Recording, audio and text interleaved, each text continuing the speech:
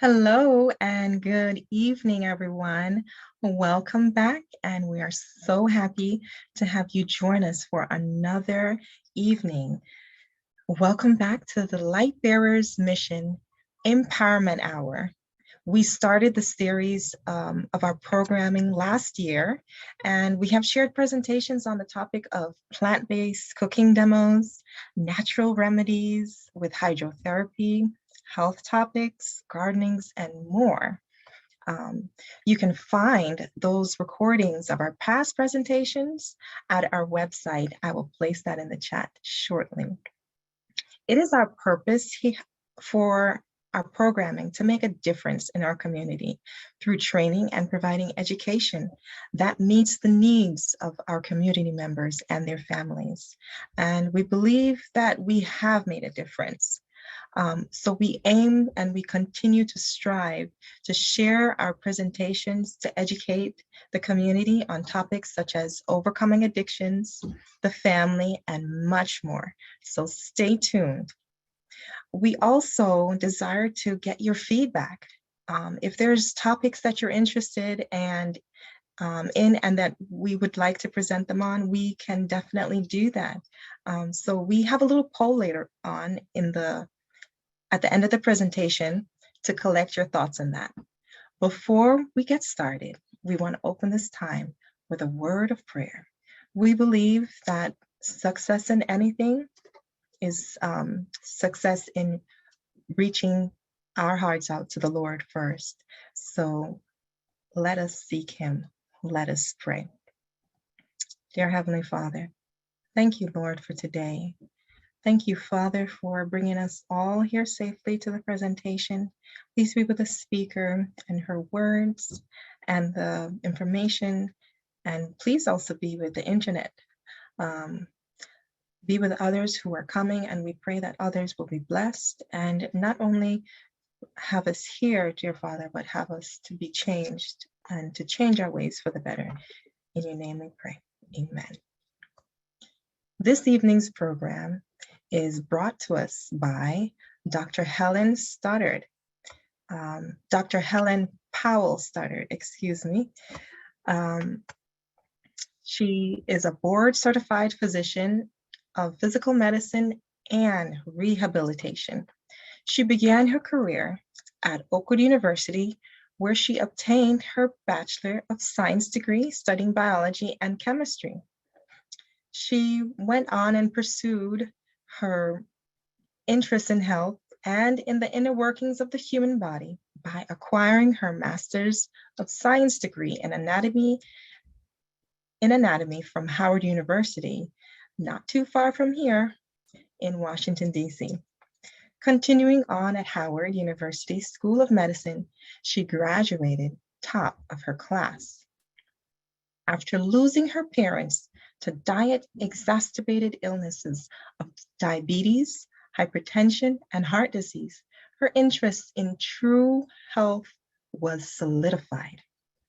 Learning the cause and mechanism that diverge to either cause the disease or to converge to obtain and maintain health led her to continue her training with a residency at the Johns Hopkins and Sinai Hospital program in Baltimore, Maryland.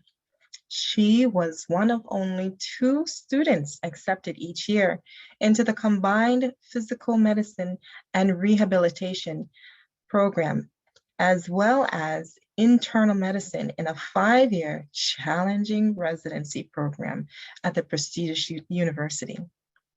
Difficult as it was, she completed the 2 residency programs at the same time, which is a major accomplishment.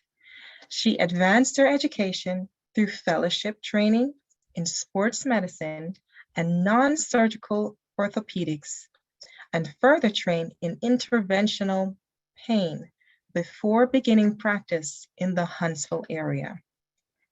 All along, her interest in nutrition and its effects were enhanced. Dr. Helen's pursuit of nutrition and how it affects the health of individuals has been impetuous for her opening her own practice in Madison, Alabama. It is entitled, her program is called Pain to Wellness Healthcare.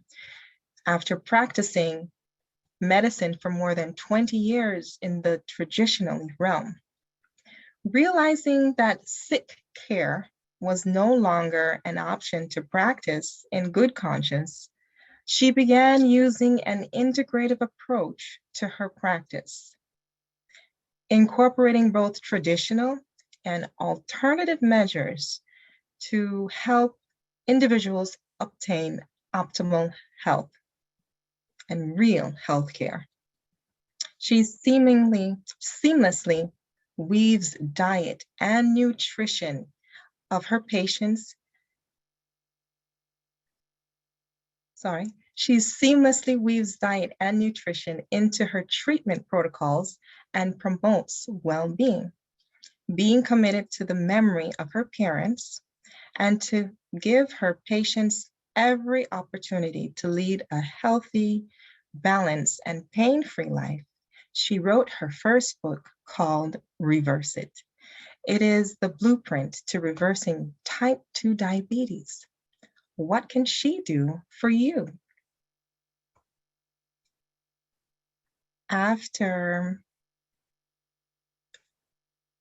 In a few moments, Dr. Helen can go ahead and start presenting. Are you here, Dr. Helen? Perfect. So welcome, Dr. Helen. We are excited to hear from you. Thank you. Thank you so much. Can you see my screen? Yes, I can see your screen. Perfect. Thank you so much for the opportunity to be here tonight, albeit virtually. It is such an honor and such a blessing to my spirit to be able to share this information with you that I believe that God shared with me, that He put on my heart to help as many people as I can.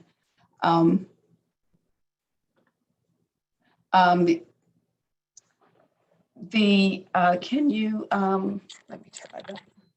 Is that it? Hi. So yes, I'm so excited because it's really been an amazing opportunity to be able to do this, to be able to learn all of this information over the years. It's really taken a long time to be able to discover these things, because for so long, you know, the word was that type 2 diabetes, once you have type 2 diabetes, you always have type 2 diabetes. And so it's been years for me to learn that this is not necessarily the case. So tonight you're going to learn the 5 secrets of reversing type 2 diabetes. And I hope there's some of these things that you knew. And let me just, there we go. So a little bit about me. I'm not sure you really need to know much about me now. You did such a great job on that introduction. I have been practicing as an interventional pain doctor for many, many years. And I started out probably about 13 years ago as an interventional pain specialist. So I did things like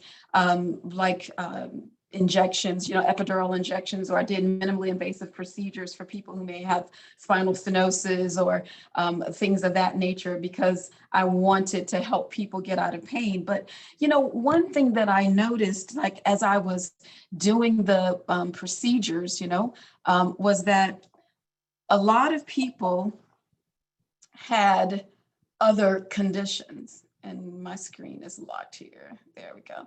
A lot of people had other conditions. So when I was doing these procedures, you know, you can see the red in the picture. The red in the picture is our blood vessels, and they run with the nerves. And then what I'm showing you is kind of a cross section of the spine. So the part that's closer to the top is the musculature in the back. And you can see that little whitish brownish structure in the center is part of the spinous process of the vertebrae. But I was looking at those blood vessels, and I noticed how small and tiny those little blood vessels are. And it got me to thinking, like, these patients that I am seeing many of them had what's called comorbid conditions. So they had things like type 2 diabetes, and they had high blood pressure, or they had, some had cancer even, others had high cholesterol, heart failure, or all of these different things, obesity. I mean, I think the largest person that I had to do a procedure on was over 400 pounds. It was like absolutely amazing. And I looked at that and I thought like, okay, this type 2 diabetes thing for real is a major issue, because there's so many people that that have this condition, my mother included. Really, there are more than 34 million Americans that actually have type 2, that actually have diabetes, and 90% of them have type 2 diabetes. So 10% may have type 1 diabetes, which is really kind of more of a problem with damage to the cells that secrete insulin. We're going to talk about that a little bit more, but my own mother had this condition, type 2 diabetes. And when she was diagnosed with type 2 diabetes, like many, many years ago, it was considered just a little sugar. That's what they called it. They said, you know, that she had a little sugar. And a little sugar is so much different than what my mother actually had, because a little sugar is like what I give my husband when I go off to work, right? I give him a little sugar. But my mother had more than a little sugar. She actually had type 2 diabetes. And one of the things that was really the most traumatic for me, even as a young child, is that something that I knew was that there was something wrong with that diagnosis, and I just didn't know what the problem was. But I did know that there was something wrong with the way that we were eating. So, you know, my siblings used to laugh at me because I wouldn't eat butter, you know, and unless, or I would only use like Bluebonnet on it, because they used to say that it was better than butter, there was less fat in it.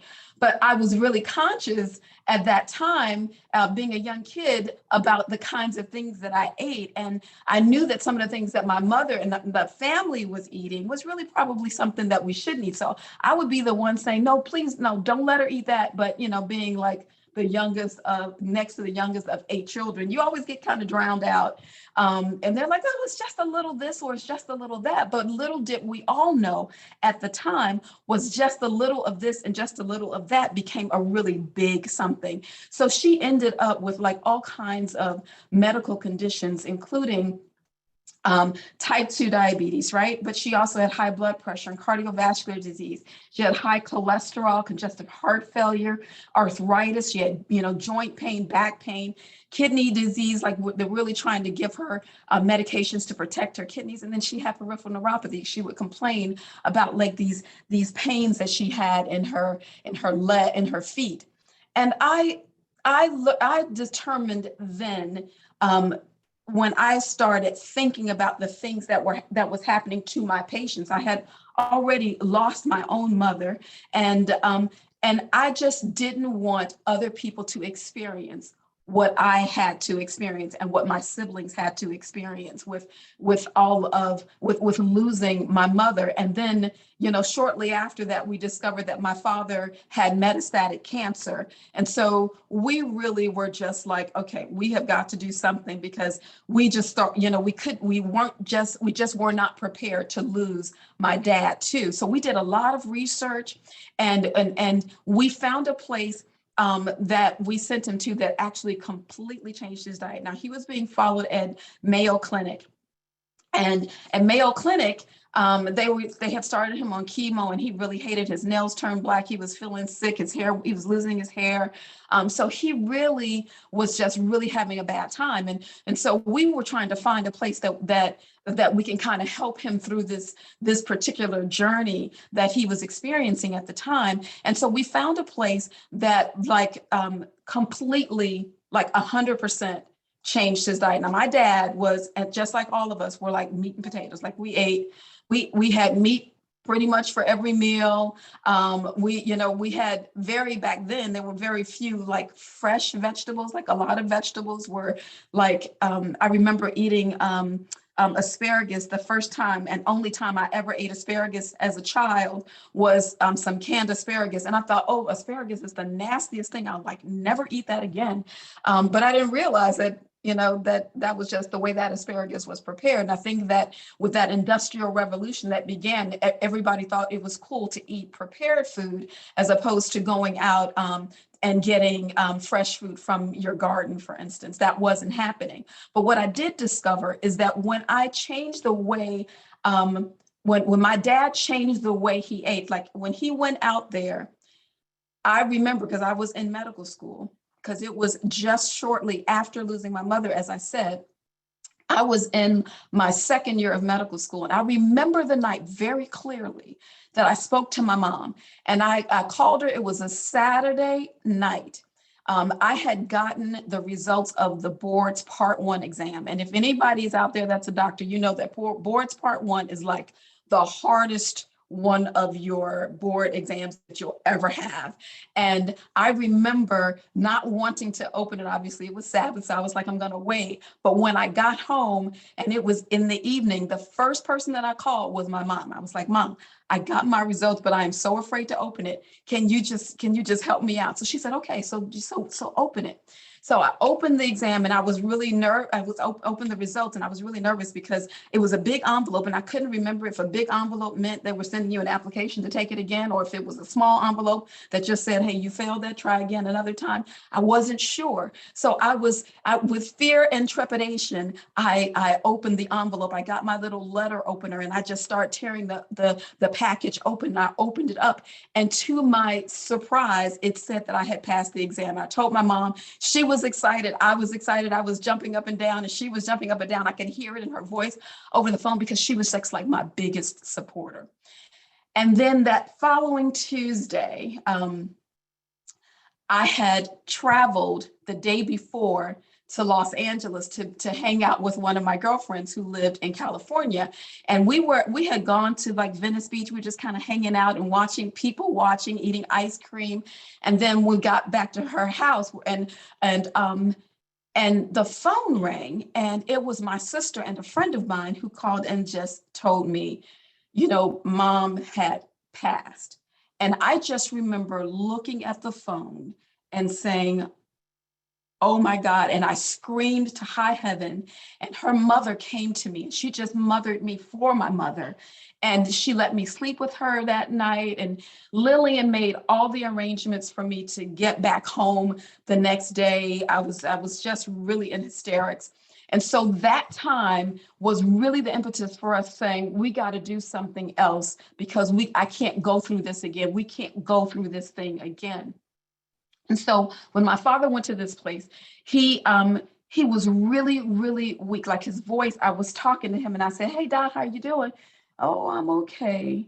I was, and just like my countenance fell because I just felt like, here we go again. But then 2 weeks later, I called my father and I said, Doc, how are you doing? Hey, how you doing? And I thought, oh my gosh, what happened? Like, what happened in that 2 weeks where you were weak and now you're like sounding like you're normal again? What happened? He said, I don't know. He said, I've been eating things I've never seen before. He said, I've been exercising. I've been outside. I'm in these group sessions. I don't know. This is really good. So my dad goes back to the Mayo Clinic where he was being followed, and they're like, what? They start to see the cancer recession. And they're like, wait, man, what are you doing? He started telling them, I'm eating this and I'm eating that. They were like, oh, well, whatever. Just keep doing whatever you're doing. They had no idea. They didn't even believe him. And my father, who had been given 6 months to live from there, lived 11 years past his 6 months to live diagnosis because of that dietary change. But I can tell you that old habits are hard to break. And so when he started eating again, the same way that he used to, then, it started coming back. But I just thought it was a blessing for 11 years when we thought he only had 6 months. So I wanted to get rid of comorbid conditions. And I started teaching my patients, like, if you do a different thing, that pain that you're experiencing in your back, see, your blood vessels really need to be patent. They need to be open so that there's great blood supply going to the back muscles, to the disc, and to to supply the nerves that it runs along with. So the circulation really needs to be good. So I started suggesting some things that they can put into their diet. And I was just really amazed that people would come in with a whole lot of pain, and then they would have little to no pain. The ones who actually listened to what I said. I mean, I remember saying, why people were losing weight. And I remember asking this one gentleman, I saw him like the next time, like 3 months later, and I go like, wow, you lost so much weight. What happened? He said, I did what you told me to do. And I was like totally surprised because, you know, people don't readily change their diet on their own, or even listen to a doctor when they tell them they have to change their diet. But that was huge. And so it prompted me to write the book, Reverse It. And then I subsequently wrote the journal, and I'm working on the Genesis plan, which is really kind of a maintenance plan to help people to know, okay, now that I have done this thing and I've gotten rid of the disease, how do I eat now? How do I live my life now? What are the lifestyle changes that I have to make in order to maintain this fabulous new undiabetes that I've experienced now? And so I went through all of the things that I'd actually done, and I was rewarded for the work that I did. Like, I was featured in Message magazine, and I became a plant-based doc through an organization called the Plantricion Project. And then I featured on 3ABN, and just a fabulous response. And I was subsequently voted as one of America's top rehabilitation physicians. And I had opened my practice for pain to wellness healthcare. So all of that really kind of helped me to kind of hone my skills and say, you know what? I can't practice sick care. Sick care is just scary. I mean, all I'm doing is piecing you together so that you can live but not thrive. And I just wanted to leave the 20th century, go into the 21st century, and practice real healthcare, because I wanted to see people with vitality and life. And then realizing that if we can get the circulation working well, then life is just better. And so the circulation, like you got all these blood vessels all over the body, and they're just going through, like, if you've ever been to Atlanta and you've seen Spaghetti Junction, like, blood vessels are going in and out of each other, and through muscles and through tissues and through fat cells and through all kinds of stuff, because everything needs circulation. You need circulation to go to your brain. You need circulation to go to your heart. You need it for your sex organs, for your limbs, for just everything, your pancreas. And I put this here because the liver and the pancreas are really key in this whole thing called type 2 diabetes. And so you got to make sure that the circulation is working right. But you're probably saying, well, like, how do you kind of connect that circulation with type 2 diabetes? Like, what does that really mean? And so I first need to go back and just kind of just make sure that we are clear on what type 2 diabetes is, or what diabetes is. And it really is a metabolic disorder that disrupts the body's ability to produce or use insulin. And so there's a difference between type 1 and type 2 diabetes, where you have beta cells, but they don't work. So because they don't work, then you don't produce insulin, because those beta cells are what produces the insulin that gathers the glucose that we consume to be used by the body for energy. And that glucose is really the main source of energy that your body wants. Like, it doesn't want all the fat from, like, the ketogenic diet. It doesn't want that becomes too much for the system. Your body is made to use a simple formula of glucose to use. So what you consume, your body wants to break down to glucose so that you can use it for energy. So type 2 diabetes is, my body does make insulin. I may not produce enough, but I am making it. However, my body doesn't respond to it. So it doesn't actually get inside the cells, because you have to have glucose requires insulin to actually help to usher it inside the cells of the body so that it can actually produce energy. And so when it can't do that, it becomes a problem. So this insulin then causes this poor use of insulin, or this poor production of insulin, or its inability to be used properly by the body, causes the glucose, those blood sugars, the things that you consume, the soda, the piece of candy, the rice, the cake, the vegetable, whatever you're consuming, it tends to have that accumulate in the body, and accumulates in the bloodstream and leads to all kinds of problems. We talked about back pain as being one of the things that first got me like, okay, there's something to this thing. We gotta have to work on it. But we also look at things like heart attacks. You see the gentleman in the lower left-hand corner with the universal sign of I'm having a heart attack. You see the person next to that with all the wires coming from, that's kidney failure. 50% of diabetics is what make up the unit of hemodialysis. So 50%, if you go into a dialysis unit, 50% of those people are going to be type 2 diabetic. And then, the stroke is also a problem, amputations and pins and needles. When I look at the stroke picture, I think about Sinbad. He's just so hilarious to me, and he's so clean and he's hilarious. But I remember I think it was on Where You Been At, he was talking about how older men try to go after young women. And he said, man, you don't need to go after young women. You need to marry somebody that knows the signs of a stroke. I thought that was hilarious. You're probably laughing too, but you're muted, so I'm going to let you do that. But it was absolutely amazing the way he described it. And I think that it was so apropos because you need to know the signs of a stroke because things can happen so quickly.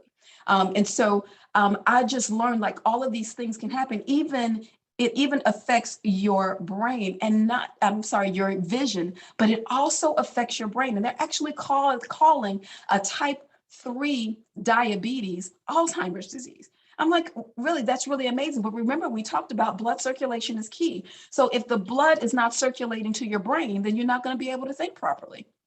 So excess sugar just builds up in those blood vessels and it becomes bad, because red blood cells are more than just cells, right? Even though they live only 2 to 3 months, they are the things that carry oxygen and nutrients to every cell in your body. And then they go into the lungs and they release carbon dioxide. That way you can breathe it out. And I just think God is so amazing because he thought of everything. It's just really amazing.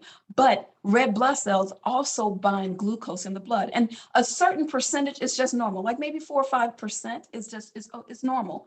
But when you start getting higher numbers or higher percentage of those blood sugars, those blood vessels being what we call glycosylated, meaning they have sugar attached to those red blood cells, it becomes very dangerous. And when that happens, then now that hemoglobin, the thing that gives your red blood cells the red color, really can't distribute oxygen to the tissues that it needs to. That's why a type 2 diabetic, or any diabetic for that matter, or anybody that has poor circulation, has more difficulty healing wounds, or they have more difficulty with circulation. Maybe their hands or feet are cold and they get numbness and tingling, or pins and needles in their limbs because of poor circulation, because that hemoglobin now is glycosylated, is covered with glucose.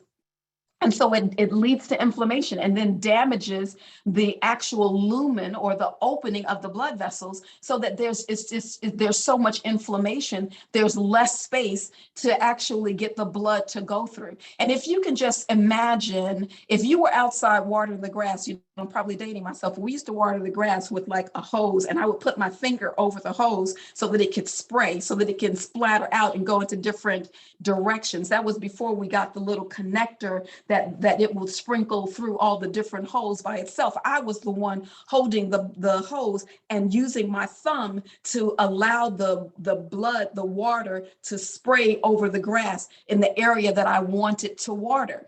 Well, if you can just imagine, you have that hose and your thumb is over the opening of it, and then somehow somebody comes behind you, or as you're moving along, something happens to that hose behind you, and you get a kink in it.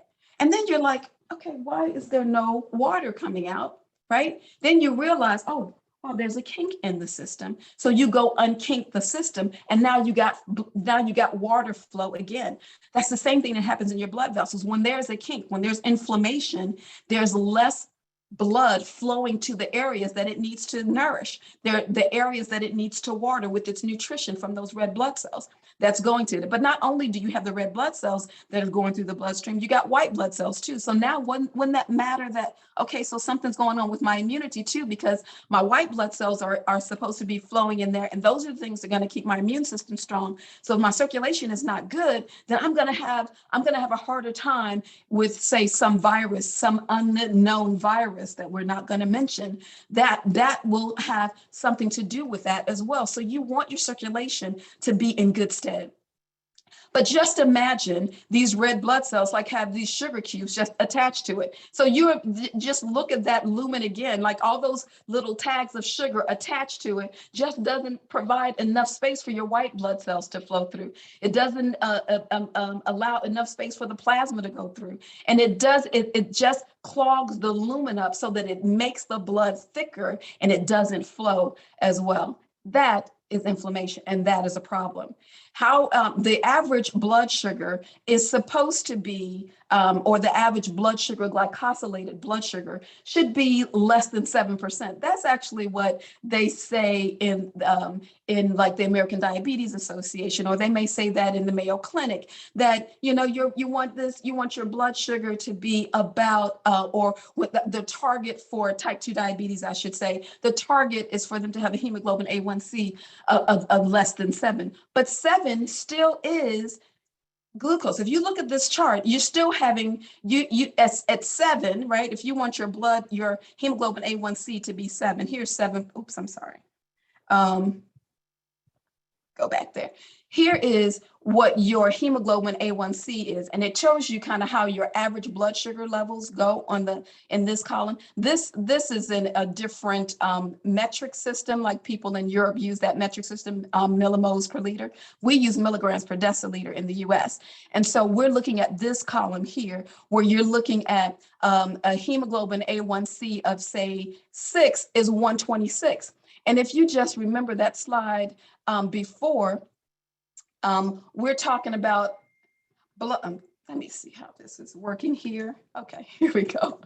All right. If you look at that slide before, it says that 126 or higher is a diagnosis of type 2 diabetes. So if 126 is a diagnosis of type 2 diabetes, right? When the American Diabetes Association or the Mayo Clinic says we just want your hemoglobin A1C to be less than 7, then they're saying, I'm not trying to get you to be undiabetic. I'm just trying to get you to have less complications from being diabetic.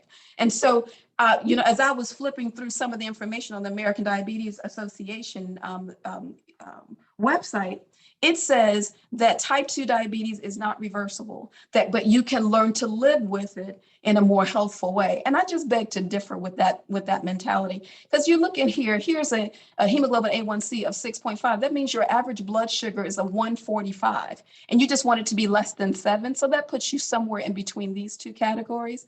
Less than 7, you still have elevated blood glucose, because again, 126 says that I'm type 2 diabetic. So I was just like, I don't know about that. If you're below 5.7, that's kind of where you want to be, below 5.7, because then you're out of the range to not being a pre-diabetic, and certainly not to be a diabetic at a 6.5% or higher. I just thought that it was interesting that when I was at Hopkins and I was talking to one of my attendings when I was actually in residency, and I was talking to my attending and I said, why aren't we suggesting to people to change their diets? And you know what he told me? Anybody in the chat, can you tell me, like, anybody in the chat, like, is the chat open? Can they tell me, like, in the chat, do you know what they told me, what my attending told me? Any ideas? It's all about the money. Well, that's not what he told me, but that's a good one. That's it. Jeff? Pharmaceutical companies? They won't do it. He said they won't do it. That's right, Jeff. It said that they won't do it. You can tell people to do it, but they won't do it. And I thought, wow, why aren't we giving them an opportunity? Maybe not everybody will do it, but some people will do it because some people want their life to be a healthier life. And people don't just go and say, hey, my goal in life is to be a type 2 diabetic. That's not what they're doing. They're becoming diabetic, bitch, because it's hard to know better, because all the things that are being thrown out there at you is not telling you, how can I not do this? What can I do? Is there a better way for me to eat? Is there a better way for me to live? Is there better exercises? What are the things that will help me to live a healthier life that I won't have to do it, right? That I don't have to have type 2 diabetes and eliminate all this inflammation. But instead, we just kind of give you normal, hey, listen, we just know that we want your blood sugar to stay out of this range. We want it to, you get dangerous if you're over 300. After you're eating. If it's over 300, then that's a problem. We want to bring it down. We just want it to be somewhere around 140, 220. That's still diabetic range. What that means is that you're still at risk of having many of the medical problems like strokes, like peripheral neuropathy, like blindness, like amputations, like kidney disease or heart attacks. All of those things are still happening in Alzheimer's. What can we do differently? Well, we already know this. We already know not to drink. We already know not to smoke. And we already know not to do drugs. I mean, those are just no-brainers. We know that those are things. But you came here to learn what the 5 secrets were to reverse type 2 diabetes. Am I right? Did you put in the chat, say yes, that's what I came here for? Yes, I just want to see yes in the chat. I'm not going to say anything until I see yes in the chat. Do I see yes in the chat? Yes. Okay, I hear it. Yes. I want to see the yeses out there in the chat. I want to know that you're awake, that you're listening, that you are staying woke. Yes, you want to hear about how can you reverse type 2 diabetes, right? How can you reverse type 2 diabetes? What are the 5 secrets? What can I do? I know I don't need to drink. I know I don't need to smoke. I know I don't need to do drugs, but what else can I do? So you want to know the 5 secrets, right? But first, I have to tell you, if someone wishes for good health, one must first ask oneself if he's really ready to do away with the reasons for his illness. Only then is it possible to help him. That's what Hippocrates says. So basically, in plain English, it's like this. In order for me to help you, you got to say, hey, yeah, I'm willing to stop doing the things that cause the disease in the first place. Anybody understand that? Can you understand that? Say yes. Are you interested in learning those 5 things? Let me see you say yes in the chat. I want to see yes in the chat.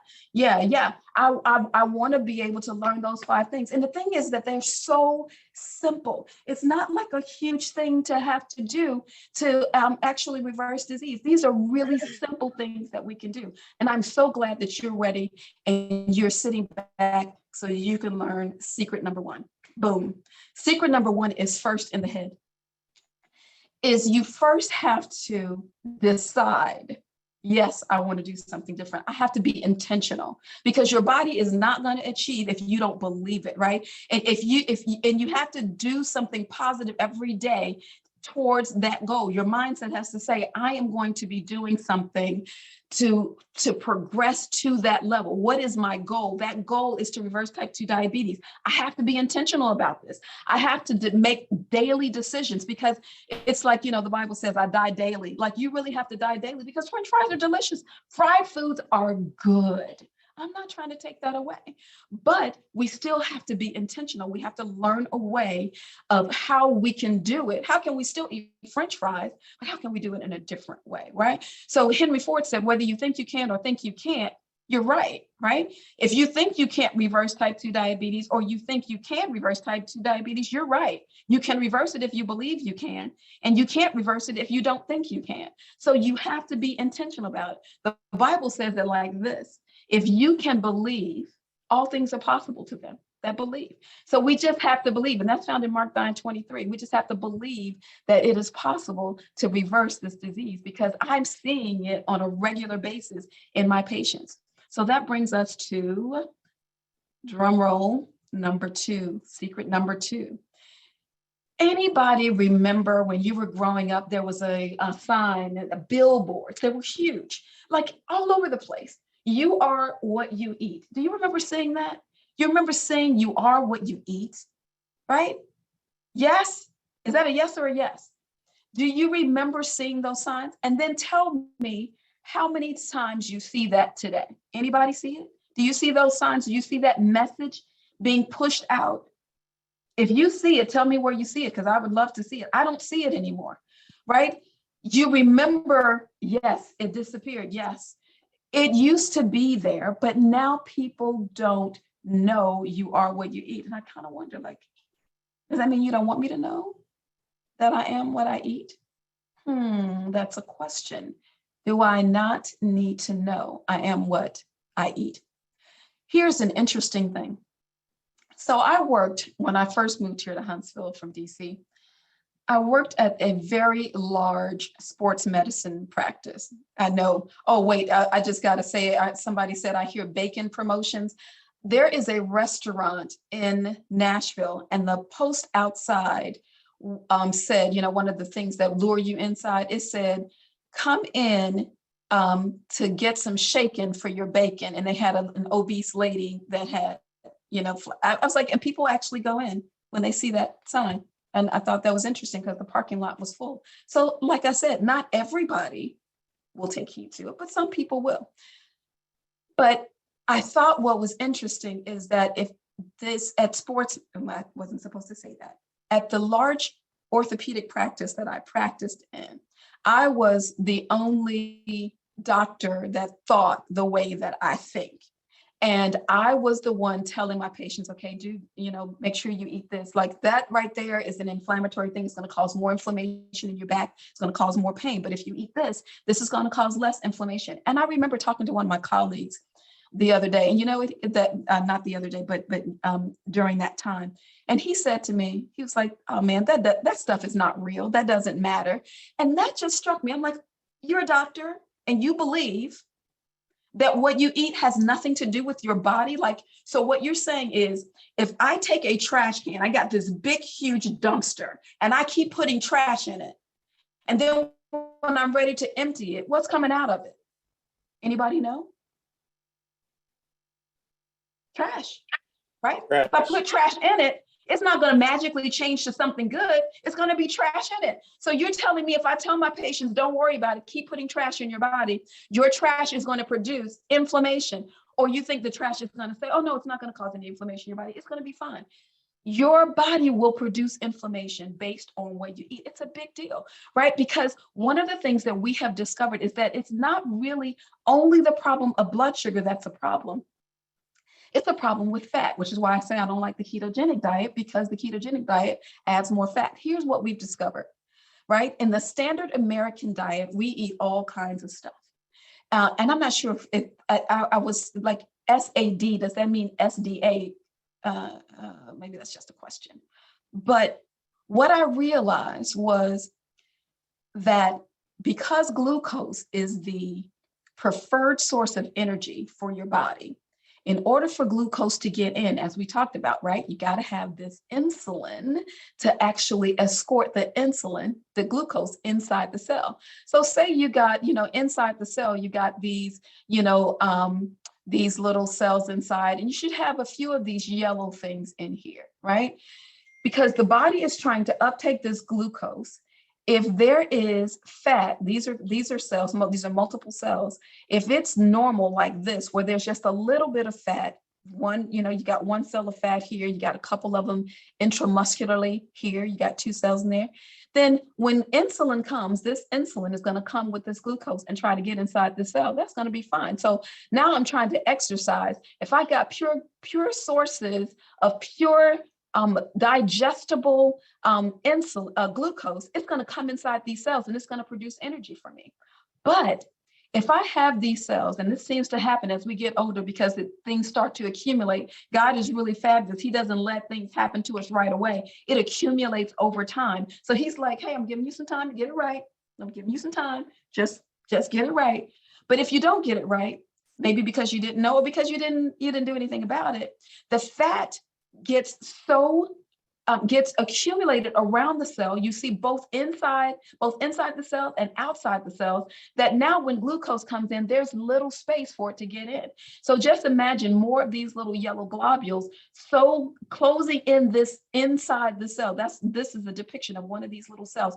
Just imagine all that fat inside the cells. So it's like if you go to a party, right? I'm the guest of honor, I'm going to the party, but when I get to the party, the doors are closed. Why are they closed? Because there's so many people inside that I can't get in. So there's like standing room only. And so the guest of honor, here it is, my birthday, and I can't even get in to celebrate because the room is too full. Well, that's what's happening here in that cell. The glucose can't get inside the cell because there's too much fat inside the cell. So remember we said that you either don't produce enough insulin as a type 2 diabetic, or the insulin, the body doesn't respond to insulin very well. So that body is not going to respond to getting that glucose inside the cell. Does that make sense? Anybody, are you following me? Do I need to explain anything so far? Any questions about that? Okay, if there are no questions, I'm going to keep going. So the issue is that people are eating the standard American diet. Here's this quote with Jerry Brown. He said, it looks to me to be obvious that the whole world cannot eat an American diet. And he's right. They're not eating an American diet, but they are eating a standard diet. And, you know, we were in Dubai, and I just thought this was like the most incredible thing. Like Dubai, I thought it was like so amazing. You can actually go down the street and you can get, you can go to any stand and they just have stands of just fresh fruit. And you can go in there and say, hey, can I have a smoothie? And they'll give you a smoothie. They'll charge you like $1.50 or $2.50 for a smoothie. Like it's just everywhere.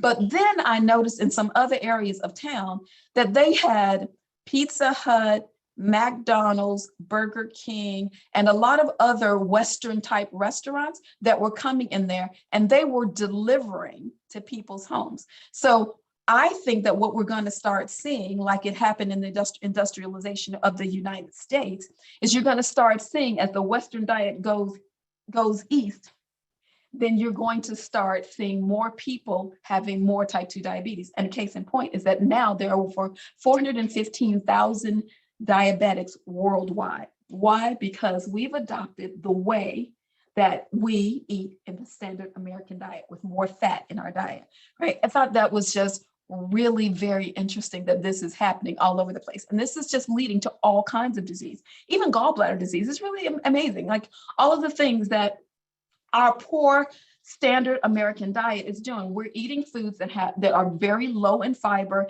and very high in fat. And might I add, have little to no antioxidants. And what are antioxidants? Antioxidants are the things that fight inflammation, right? And so if you're trying to fight inflammation, you have to fight fire with the antidote, right? So you fight the fire with water. You don't fight it with you don't fight the flower, with air, right? You don't flame the fire, right? You want to fight the fire with water. And I just thought that was, many years ago, I had a boyfriend that I was trying to break up with. Okay, don't judge me, but I was trying to break up with him. But it turned out that he had to take me to the airport. And I was just like, oh my gosh. And this was for my friend Lillian, a whole different time. But my friend Lillian was getting married at this time in 1995. And I was going to her wedding. And I had my friend who was supposed to take me to the airport couldn't do it. So I had to call him because he was the only one available. So he had to take me to the airport. Well, he came in to help me get my bag. And then when he came out, for some reason, his truck was on fire. Oh my gosh, I think it was God. Let me just tell you this. I think God fights for you, right? He fights fire, right? That's a whole nother story I got to tell you about that one day. It was really amazing.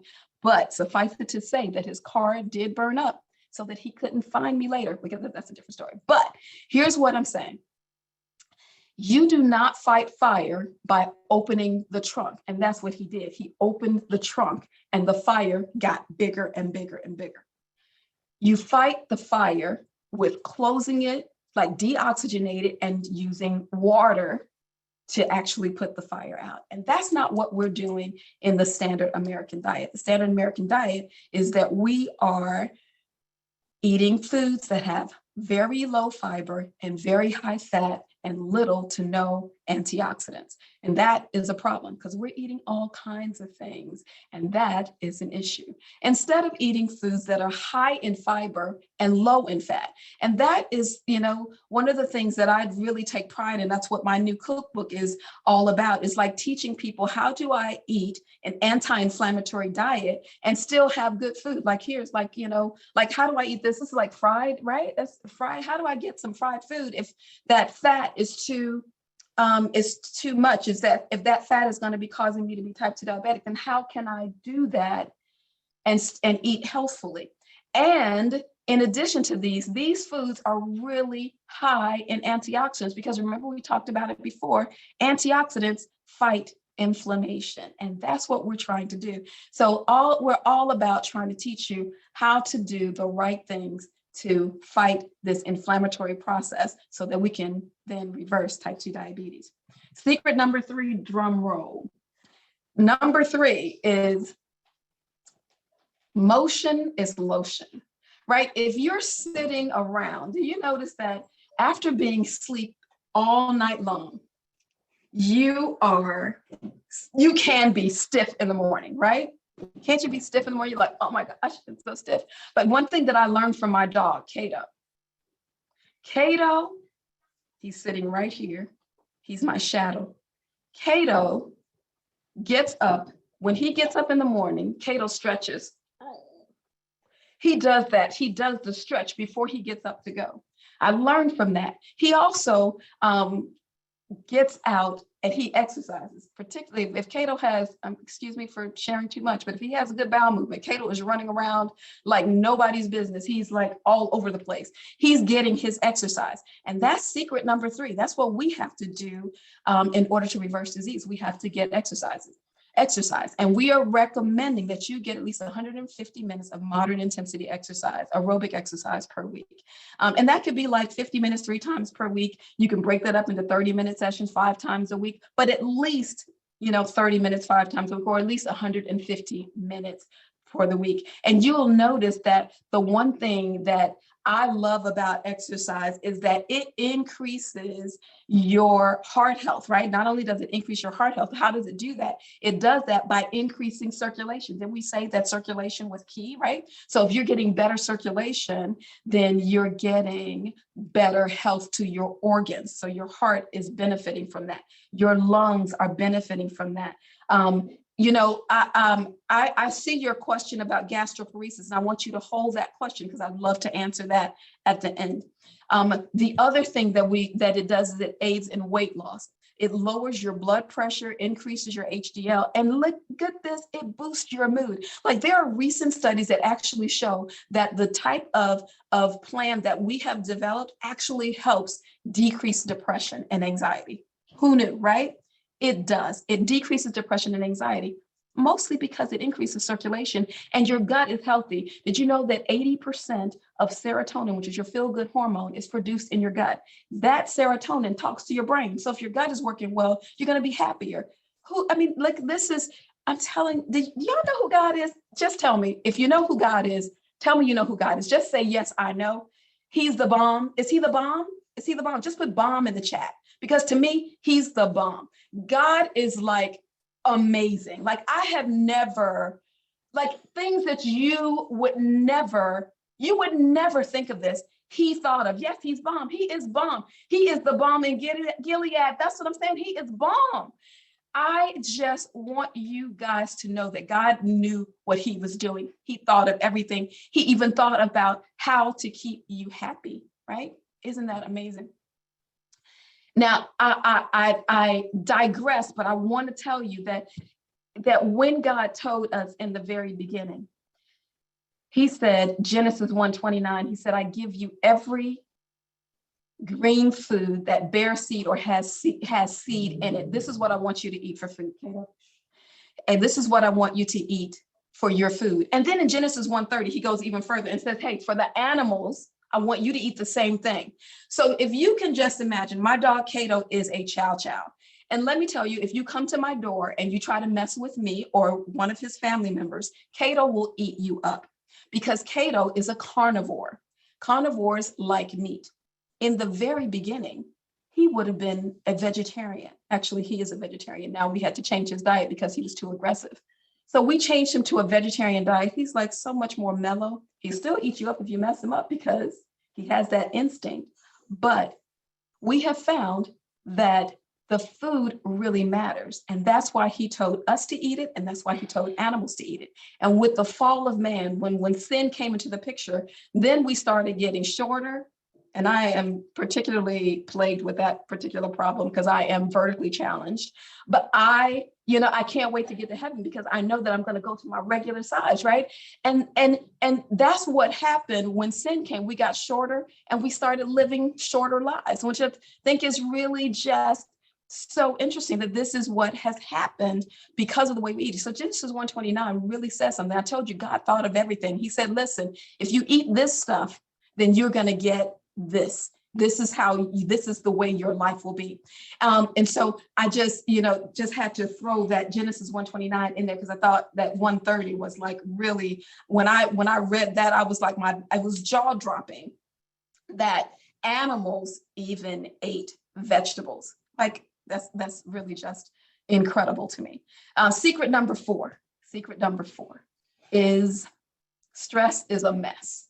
So you have to learn how to do stress relieving techniques because cortisol in low levels is really just fine. But here's the reason that we have cortisol. Cortisol, just to give you a little bit, I'm sure you guys have heard of the stress hormone cortisol. If you haven't, let me tell you a little bit more about it. Cortisol is produced in these little tiny organs called the adrenal glands. They're like they're like a triangle, and they're probably like the size of a walnut. But they have like this huge job. They actually secrete cortisol in one of the layers of the organ. Cortisol is used as like our fight or flight organ or our fight or flight hormone. So say for instance, if you were in the forest and you were just walking through and you got caught betwixt and between, and you saw this bear coming at you, right? Your cortisol is going to increase. The adrenal glands also secrete something called epinephrine, which is like, I need to start running, right? So that epinephrine will go to the muscles of the cells, provided that it can get in there because there's not too much fat in there, right? If that adrenaline goes into those muscle cells to kind of give you some boost, and it does all of these things so that your urine, like you don't have, if you had to use the bathroom, you won't have to go to the bathroom because now your job is to run, right? Your job is not to use the bathroom, it's to run.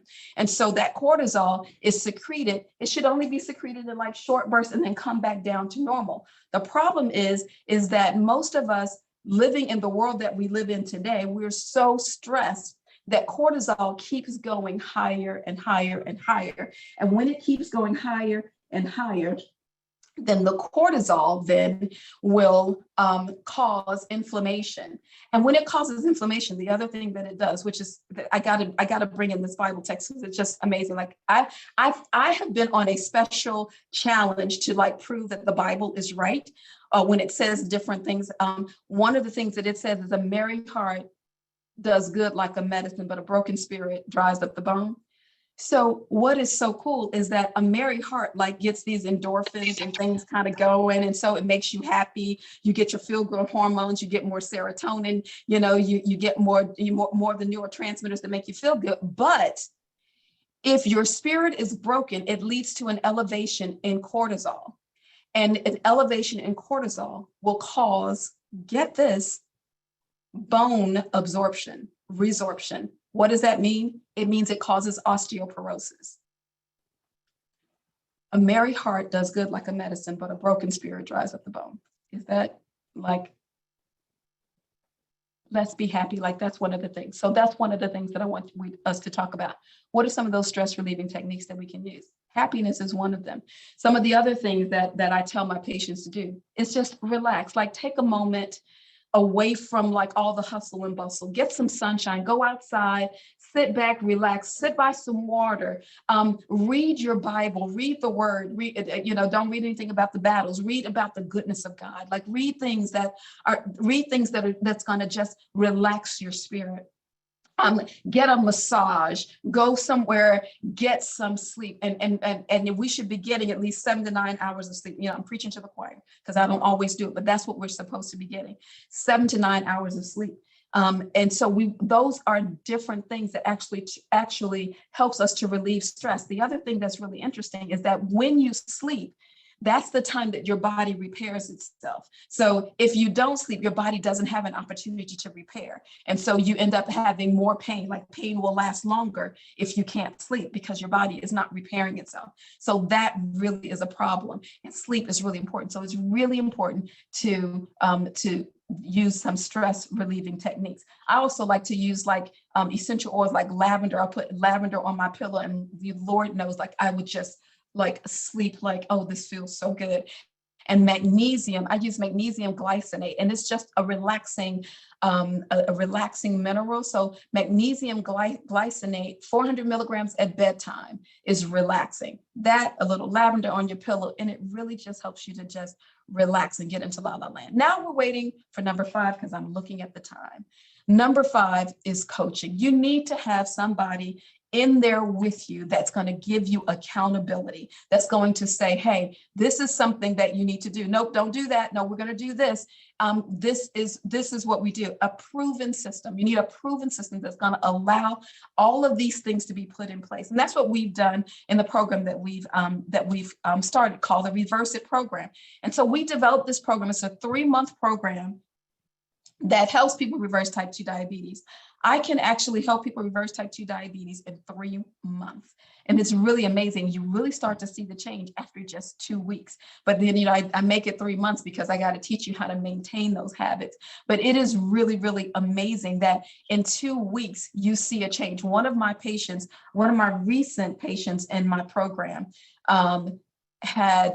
he was taking 40 to 60 units of insulin every single day because his blood sugars were in the 300s and 400s. That's where he was living, 300s and 400s, but he wasn't feeling good. He was just like, I don't feel myself. He has PTSD. The PTSD was worse.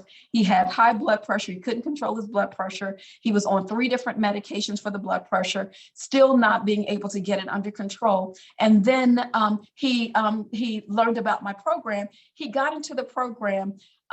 In the first 2 weeks of the program, he was off all of his insulin.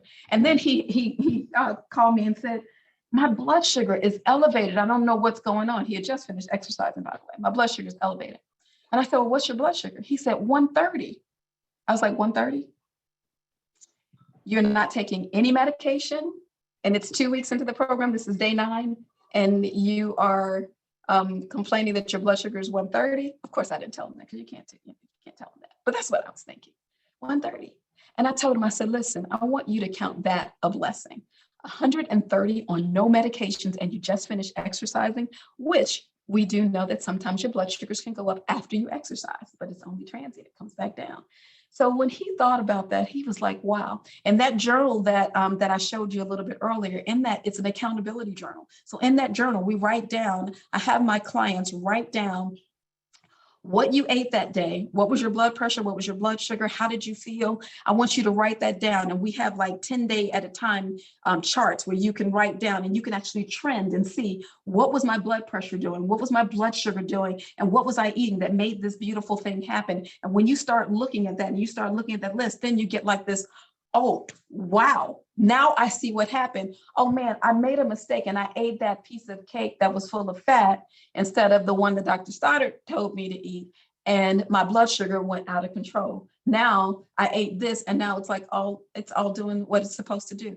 I just think that it's really amazing when you really see what God has put in place for us. It's already here. And it's just, he's just made me a vessel to just tell the world what he's already given to us. And I take that job really seriously because I think it's important to provide a proven system that will help people reverse type 2 diabetes, that even includes coaching. Like we have nutrition counselors, we have nutrition coaches, lifestyle coaches, and fitness coaches, all that work with me to help this program to become successful for people. And it has actually been an amazing opportunity for me to be able to see people get better and to live a healthier life, to have more energy, to have less pain, to have lower blood pressures. By the way, he's not on any medication for his blood pressure anymore. He stopped doing that after 3 weeks. He hasn't been taking anything for blood pressure. He takes nothing for his blood sugars. And now we're just working on his PTSD. Now, I don't know if I can change the PTSD because it's what he saw,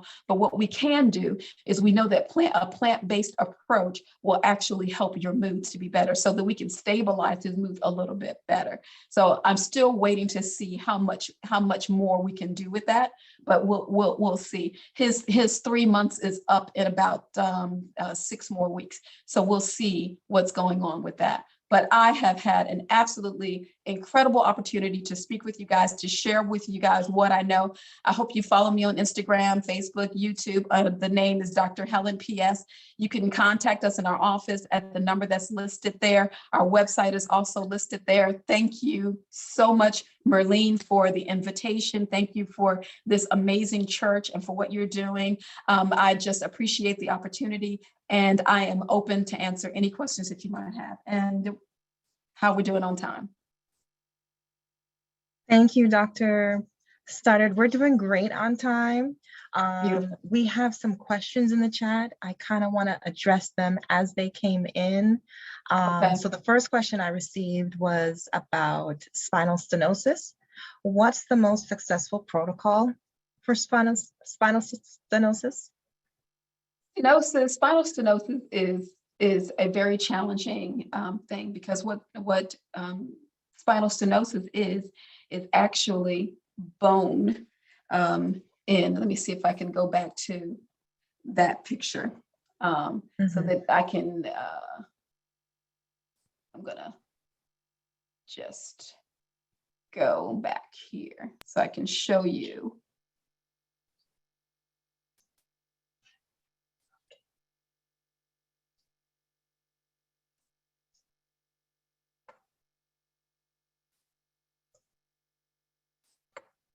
Okay, let's look at this picture.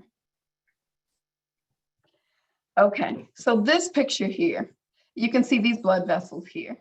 These are the nerves. These yellow ones are the nerves. This is what your spinous process looks like, this area here. This is what's more bones that goes around here to this disc area. Spinal stenosis, right? So you can see here, there's bone in the back and there's bone in the front, right? So the bone will actually build up in this area in here, and it'll build up everywhere there's bone. You'll see bone, it'll start pressing up against these nerves as they come out on the sides. It'll press against the nerves, and it will actually lessen the amount of space that your all of this in here is like, where your spinal cord is and where your nerve, all your nerves run through that area, and they come out here as spinal nerves. So it actually lessens the space for your nerve, right? So all of this becomes filled with bone all the way around here. So there's less space for your nerves to work, right? And so that's what we were talking about with all of those comorbid kind of conditions, because with all of that happening, with all that bone coming in there, there's less space. So what I have found is that the more inflammatory foods that are eaten, the less healing that's going on. Now, I have not done the research to find out if there can be some bone resorption in these areas, but to me, it stands to reason that if cortisol can cause bone resorption, then there's got to be something else if blood circulation is there. I don't know this to be true, but what I do know to be true is that the patients that I had with spinal stenosis that changed their diet had less inflammation in these blood vessels. So when blood came into the area, it was more open and it was able to get in, even with the bone around it, because there was just, if you have the problem with bone pressing on and your blood vessels are closed, then you're really in a bad way. But if you can open up some of that, and we know that the cells that come into these blood vessels are healing cells. So if the healing cells can come in here and cause some of the bone to start to lessen, then we'll have better pain control. So What I tell my patients with spinal stenosis is, yes, an anti-inflammatory diet is absolutely helpful. I encourage them all to use an anti-inflammatory diet. And there are some things that really just get it like really flared up. Animal products are just inflammatory. Like there's not, you can't do anything to an animal to make it anti-inflammatory, right? It has no antioxidants in it, and it causes inflammation, not to mention that it has multiple hormones in it that act on your hormones. And we start getting some instability in our hormone levels. And they're really kind of revving it up in this day and age because they're doing so much to our food. I was just aghast when I just learned what was happening to our food supply. Like I literally cried. I'm not sure, I had tears in my eyes some 20 some odd years ago. I was just like, well, what are we supposed to eat? I mean, it was just amazing. And it's all because of capitalism. It's really just like, I just make more money if I can produce more. So I'm going to give them more steroids. I'm going to give them some antibiotics, because if I can give them some antibiotics, then I can decrease the amount of infection that they have, so I can have more meat to sell to the public, right? But they give the animal antibiotics. I eat the antibiotics. Now my immune system is lower, and I'm eating their steroids. So now my hormones are imbalanced. And I'm like, okay, what are we supposed to do? Not to mention what it does to the gut lining. I'm like, okay. For the environment. And the environment. I mean, there's so many things that are really fighting against us in this day and age. So when I learned that, I was like, immediately, I'm never going to eat. I'm going straight for an anti-inflammatory diet. And so, when I first started doing this, 20 some odd years ago, and going to a restaurant, man, it was horrible. I'd go to a restaurant and I would go like, well, I don't eat meat. And do you have, something for, vegan was a new term. I don't eat meat. That was what we said, was I don't eat meat. Do you have something else? And they would bring a dry salad with some iceberg lettuce and some carrots, maybe one tomato. If you're lucky, you get 2 cucumbers, and there was like some ranch dressing or some Thousand Island dressing, or maybe they had balsamic vinaigrette or something. But it was that salad was all water. So I would eat that, and then the next hour I'm hungry. So that put me on a quest to I got to learn how to make food myself, because if I'm going to eat, and trust me, I am not lacking in weight. I had to learn how to cook for myself in order to do it. And now it's so much easier. There's so many people who are on the bandwagon. When I first started talking about plant-based nutrition, people were looking at me like I had antennas coming out of my head. But remember, I told you I'm a plant-based doc. So we met, this was like my tribe. I didn't know, I thought I was the only one who believed in nutrition. And I met all of these people who believe the same way that I did. It's called the Plantricion Project. And anybody can go, actually. There just happens to be people doctors are there. There's coaches there, people who are just interested in eating better. It was really amazing. I was like, wow, I finally found my tribe. And you know what they quote a lot? They quote the Adventist Health Study. Really? The Adventist Health Study. Wow. They talk about the blue zones, and Adventists are in the blue zone. I am not sure why there are not more blue zones, because there should be a blue zone wherever there's an Adventist church. So we should, Oakwood, we should be a blue zone in Huntsville, but the blue zone they're talking about in the United States is Loma Linda, right? We need to be blue zones everywhere there's an Adventist church. And so that was really something. It kind of really wow, they are quoting our stuff and they're just flying with it. But I think that sometimes we believe that we're missing out on something because we want to try what everybody else has been eating, and then we start having the same diseases that they have, and that's really just it does us a disservice, because our message has really taken flight now, and it's being taken away from us, really. So I'm here to change that. We're so happy that you are here to change that. Doing this. That's right. Thank you. Question number 2. We have a few more questions in the chat. I'm going to combine this question because there are a lot of questions. I'm sorry, you were breaking up. I didn't say anything. Dr. Studdard, are you still there? I am. Okay, great. All right, Okay. so we have a few more questions. I'm going to combine this question. This is for, oh, it's my internet that's not stable. Okay. Hope you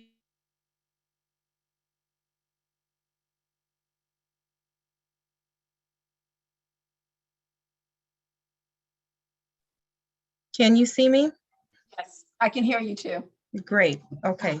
So there was a question in the chat about monk fruit. Monk fruit? Yes, a person wanted an individual. Do I have all my chat? Oh, great. Okay, everything was saved. So an individual wanted to know about monk fruit and what type of sugar is the best sugar to use or sugar substitute. And then we had another follow-up question for diabetes. So you go ahead. Okay, absolutely. So what you're looking for is you want to do, you want sugars that have a low glycemic index is really what you're looking for. And a low glycemic index really just talks about how much is going to make your blood sugar levels go up. When you choose sugars, there are a lot of sugars that are on the market. There's stevia, there's monk fruit, there's xylitol, honey, maple syrup. I tend to use more, like I'll make my lemonade and I'll use maple syrup. I'll use honey in my tea. I am not a real big fan of monk fruit just because it has a little bit of an aftertaste, and I just don't like the aftertaste, but it certainly is something that can be used. Another one that I also recommend for my diabetic clients is xylitol sugar. Xylitol is made from birch trees, and it's like teaspoon for teaspoon of sugar. So you can use the same amount. If you needed to use a half a cup to make a cake, you use a half a cup of xylitol to make a cake. So I like that for things, for applications like that. But I will tend to use, I will use xylitol, or I will use maple syrup in a cake, or, if I need a sweetener, I will use maple syrup, and nobody's the wiser. I have a lemonade I call the Detox Lemonade. I usually serve it like at alumni weekend, and it's sweetened with maple syrup, and like kids, adults, like everybody is like coming for that Detox Lemonade. They're just like, this is fabulous. No wonder, like, where can I buy this stuff? So consequently, I'm going to bottle it, and which is really great. All right. That sounds absolutely delicious. Maybe you can give us a recipe. No, I cannot. If I did, I'd have to kill you. I'm sorry. Okay. Next question. What do you recommend for type 1 diabetics patients? Do you have any testimonials there, or? Well, what I do know, okay, here's the thing. We talked about type 1 diabetes is a problem with not having beta cells. Right. But what is very interesting is that there are other cells in the pancreas that can actually adapt to the cells, to the beta cells. So what we have been able to do is we have been able to decrease the insulin requirement for people with type 1 diabetes. And that's big, right? That is big. That's a big deal to be able to decrease. Subsequently, one of the things that we do know is that some of the medications that we treat for type 2 diabetes will actually damage those beta cells. So over time, you're going to end up on insulin anyway because of that damage. And so more and more insulin. So you're going to end up on insulin, almost kind of like a type 1 diabetic, but you have those beta cells can recover. Most of my experiences with type 2 diabetics, with some of my colleagues, one of my colleagues in particular is a type 1 diabetic, and he's been able to decrease his blood sugar levels down really, really low, his insulin requirements down really, really low. Wonderful. Okay, so the next question is from Renard's Note 20. He's saying that he's a type 2 diabetic. He had a heart transplant about 4 years ago, A1C of 14, and he's not sure what to do. He wants to change. Can you give him any advice? Well, I think that, thank you. What's his name? Reynard. First of all, that's step number one, is that we talked about that was the first secret, is mindset, right? If you have the mind to do it, you can. And my stance is this: as long as you're breathing, there is an opportunity, right? And so the way a plant-based diet is so powerful that it will decrease your requirements for your medications pretty quickly. So you definitely need to have some monitoring. So you need to be in connection with your doctor. You will notice that you can tell your doctor that you eat a standard American diet and they're fine. But you start telling them you're trying to eat some broccoli and they're like, oh, wait, don't do that. You don't need to. Right? No, don't do that. It's as if fruits and vegetables are a problem. They are not a problem, right? The problem is that that the medication becomes too much. And so you require less of the medication and subsequently off. You know, before I started knowing what I was doing, I just knew I needed to do something. There was a lady who came into my office and she was, I tell you, I mean, I wasn't used to Alabama, right? So I was thinking, okay, yeah, she's not going to listen. She's, she probably lives, you make these don't judge me, but I judged her. And that was years ago. I've since learned not to do that. But I just knew she was not going to listen. This lady was on 18 different medications.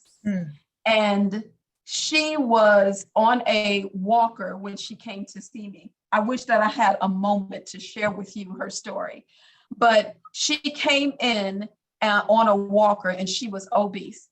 And I just told her, here, I want you to eat these things. And I told her to come see me. And we kind of made some adjustments in some of her medications because I knew that was going to happen, that, it was going to be too much. That lady came back to me. She had dropped 11 medications. Like, it was like nothing. I was like, wow. I mean, that was before I had any idea of what I was doing. It took a lot of work on my part. It was a lot because I was having to do a lot for her by myself, but I was determined to help this lady because she was, I just needed to help her. She was off her medications, her heart disease reversed. There is one of my colleagues called Caldwell Esselstyn. He wrote a book called How to Prevent and Reverse Heart Disease. And he actually shows pictures. I actually have it in one of my presentations. There's a picture of a heart and the Widowmaker blood vessel, which is called the left anterior descending artery, that is supposed to be patent, it's supposed to be open. And it is the major blood vessel that supplies the heart. And there's a picture of that blood vessel being kinked, like that hose was kinked. And then there was the next picture with them being on a plant-based diet, and that blood vessel was open. I was floored. I mean, that was years ago that it can happen, and it can happen to anybody as long as you do it the right way and that you have the right accountability, the right, just the right supervision, because I would not do it by myself because it can be dangerous. Thank you. Thank you for sharing that. So our next question is on the topic of gastroparesis. Can you tell us a little bit more about it? And Albert would like to know, what if he can't eat a lot of high fiber foods? What else can he eat? So are those two different questions, or is that the same? It's the same question. So Albert, okay. So gastroparesis is really slow motility from type 2 diabetes. One of the problems with diabetes is that it damages the nerves. And so when you feel pins and needles in your feet, that's called peripheral neuropathy. When it's in your stomach, it's called gastroparesis, because the effect of it is to slow the motility of your stomach. The answer is really to reverse the type 2 diabetes, because then the gastroparesis will get better. So high fiber foods, when you talk about not being able to eat high fiber foods, I wonder if he can tell me what happens when he eats high fiber foods. Okay. I think he's still here. Albert, are you still here? He did post in the chat around 8. Oh, he said he got bloated. Gets bloated. Yeah, he's struggling with cortisol right now. He says his A1C was 9.5, but he's since what his A1C was what? 9.5. Okay. But he has been placed on Dexcom G6, and it's now a 5.4. But he's struggling with cortisol. Yeah, so cortisol is a stress hormone. We talked about that, and cortisol will cause a lot of inflammation. But the gastroparesis, things, one of the things that I would probably check, and I got to first establish that this is not a patient, a doctor-patient relationship. This is just answering questions. So please do not take this information and say, I'm going to do it because Dr. Helen told me to do this, because I will deny it. Because we don't have that relationship. If we can have that relationship, you can call my office. We can do that. But just in generalities is what we're talking. Is in generalities is when you have gastroparesis because of slow motility, then you want to reverse the type 2 diabetes because your gastroparesis will improve. The diet, if you are on a low fiber diet, that means you are on a high fat diet. That is much worse for you because it will continue with the type 2 diabetes. In the beginning, you may be uncomfortable with changing your diet, but in the end, you will not. And there are special circumstances. We'd have to, really evaluate, but there are special circumstances. But with the gastroparesis, you would want to increase the amount of antioxidants that you're using, because antioxidants fight inflammation. Our goal is to increase circulation. We know that won't happen with an animal-based diet. It's just not, there are no antioxidants in animal products. There are only antioxidants in things that grow from the ground. Live food. That is alive. Those foods are alive. That's the only place you're going to get antioxidants. And you can beat a chicken to death, and unless he eats it, he's not gonna. That's the only way he'll have any in him, and it doesn't get transported to you. So antioxidants is important to increase the antioxidants that you have in your diet. It is important to maybe first start slowing down, like putting start slowly with increasing the amount of fiber that you put in your diet. Just slowly increase it. You're going to have to really poop out a lot. There's a lot that's backed up inside of that, and you're going to have to poop a lot. Excuse me for being frank, but it's just the truth. You want to get rid of all of that stuff because it's not doing you any good. Those are waste products, and gastroparesis tends to hold on to those waste products, unfortunately. So you want to get rid of that. So another thing that may be important for you to do is maybe do a food allergy test to see if there's some foods that you're just allergic to. One of the things that we know causes bloating, and oftentimes people are eating a high fiber diet and they're saying it's because they're eating bread, is because the gliadin or the gluten in that bread actually causes bloating. So maybe start with just taking the bread out of your diet and change it to a gluten-free variety of bread. And that'll make a big difference because the gluten-free bread does not cause bloating. That's very key. Thank you for telling us that. Sometimes I hear about the gluten diet, but I'm not exactly sure. Sometimes people say, once you eat too much gluten, then you'll be allergic to bread and to things of that nature. But thank you for sharing that. Well, you really have to be careful with gluten because gluten is really in everything. That's why I have my clients, you have to be a label reader. And I encourage you to make your food as much as you can instead of getting processed foods, because processed foods are invariably going to have gluten in it. So you have to look for labels that say gluten-free. And you want to, you might, be allergic to dairy. So should I might need to make sure that I'm doing a diet that's dairy free. Right.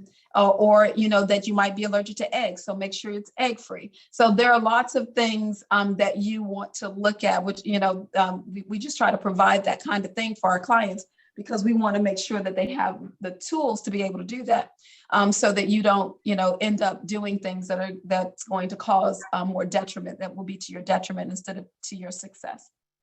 Exactly. So gluten is a big deal. And you'll notice, the Bible talks about not putting 2 seeds in one soil. I believe it's in Leviticus 17. It's either Leviticus 17 or Deuteronomy. It talks about not putting two seeds in one soil. That's called hybridization. And one of the things that we have done in like 1953, 1958 is we started hybridizing wheat.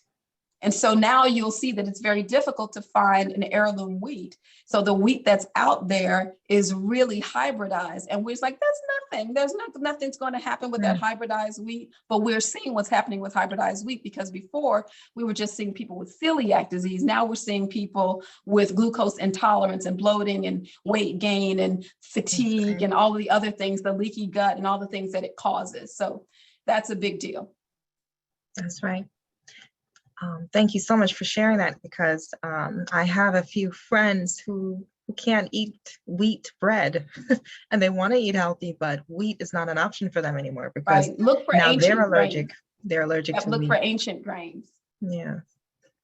Thank you, doctor, for your time this afternoon. I want to remind everybody who's here, please put your name and your email address inside the chat so we can send you more information and updates. We have, I'm just going to give you a short overview of the presentation. So first secret number one is mindset. Do not forget, be intentional and do something positive every day. And as I'm talking, you can go ahead and answer the poll question. Be intentional and do something positive every day. And I love this quote that you got from Henry Ford. Whether you think you can or think you can't, you're right. So always believe in yourself. Secret number two, you are what you eat. Be careful of what you put into your body, and keeping a diary of what you're eating every day and how it's really affecting your sleep, how it's making you feel.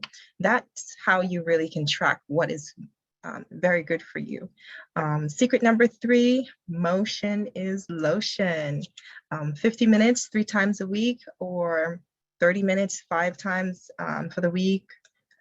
Get your exercise in. Secret number four, stress is a mess. We want to increase our stress relieving techniques. And another fact that I thought that was very interesting is bone reabsorption increases when we're more stressed. Go figure. And our last secret is a no-brainer. We can't do this by our own. We need support. We always need, especially professional advice. We need to get tests and we need to track ourselves. We need to know how well we're doing. So just stick with it. And I know everybody who's on here who has any challenge, and it's all of us, especially with sugar nowadays, because it's in everything. We can do it. It is important for our health and our overall well-being. Thank you so much for joining us this evening. Thank you. Thank you so much. They can actually email us if they're interested at info@p2whealth.com. info@p2whealth.com. That's pain2wellnesshealthcare.com. Can you type that in the chat for me, please? I surely can.